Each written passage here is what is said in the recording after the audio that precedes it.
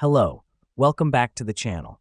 Today we're diving straight into managing complex project workflows with ClickUp Dependencies.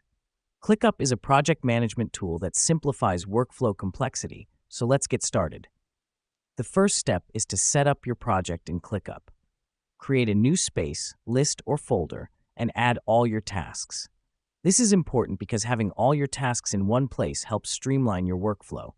Now that we've done that, it's time to add dependencies.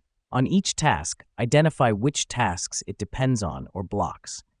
Click on the Dependencies button and select the relevant tasks. This is a crucial step as dependencies can help visualize the sequence of tasks and identify potential bottlenecks in your workflow.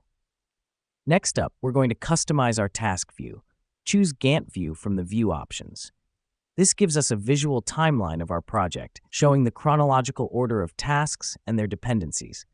The reason we do this is it helps in tracking the progress and identifying any delays in real time. The fourth step is to utilize ClickUp's automation feature. Automate task status updates based on the completion of dependent tasks. This feature can be found in the Automations tab. This helps us because it reduces manual work, keeps the project updated, and ensures a smooth workflow. Finally, set up notifications to stay informed about task status changes.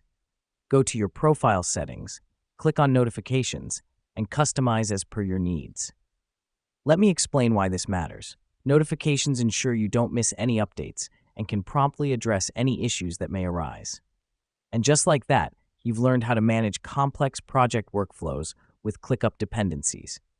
With these steps, you'll be able to streamline your workflow, keep on top of your project progress, and ensure a smooth execution.